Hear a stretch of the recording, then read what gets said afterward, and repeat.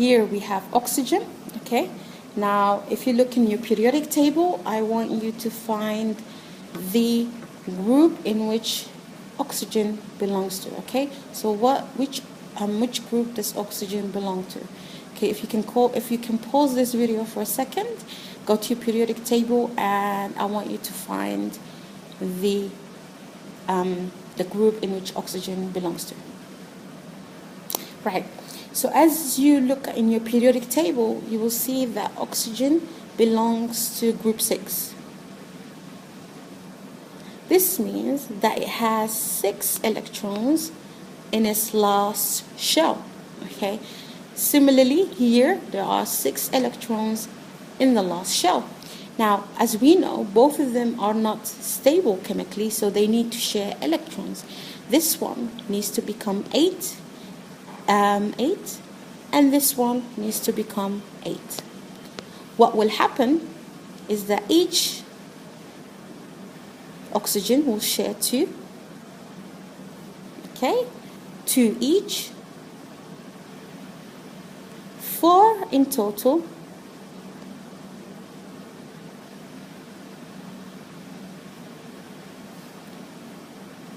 That means this is a double bond.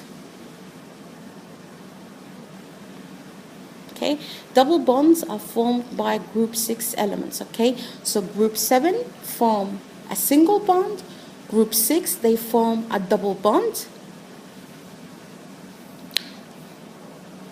Another example would be nitrogen.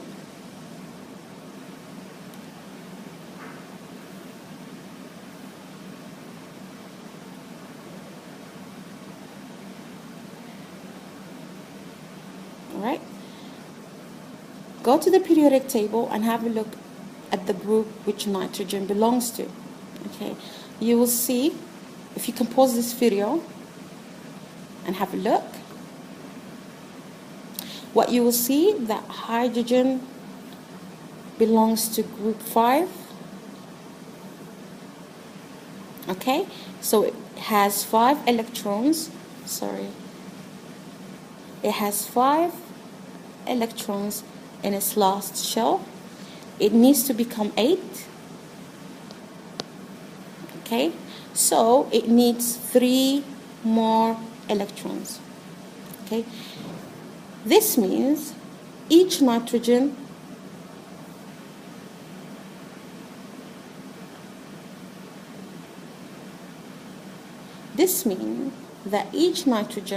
needs to share 3 electrons. Okay, so if we count in the middle part, so here we have 1, 2, 3 from the first nitrogen, and we have 1, 2, 3 from the second nitrogen.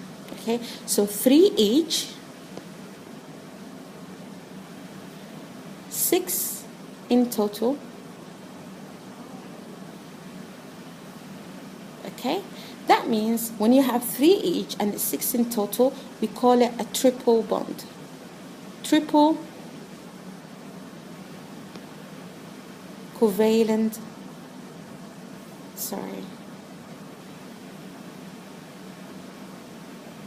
we call it a triple covalent bond. Okay,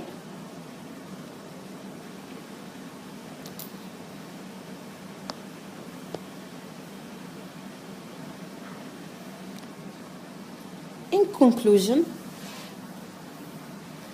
what you need to remember, okay, it's the home crew. Okay, so the first thing that you need to remember, hydrogen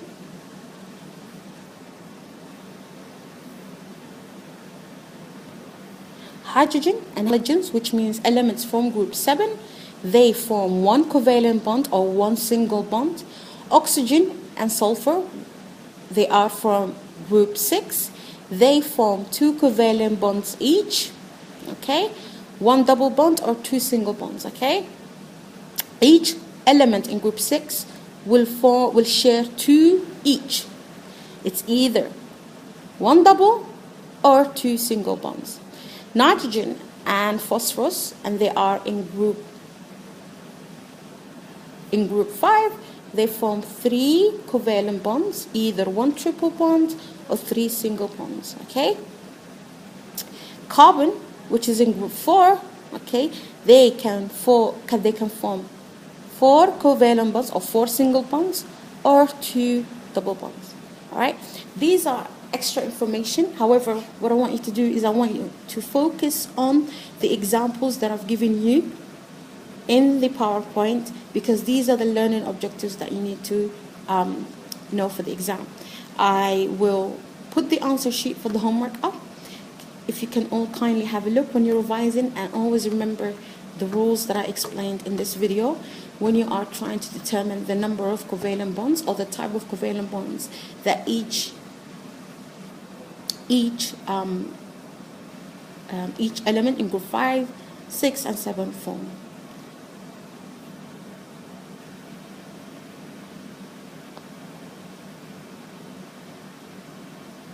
All right. At the end of the lesson, what I want you to do is I want you to quickly review what you had learned. If you can kindly pause the video and answer the following questions, I will give you the answers for the questions here after you do your activity. This is a form of self-assessment. You want to check what you have learned and you haven't. So pause this video, do the questions, and then check your answers next.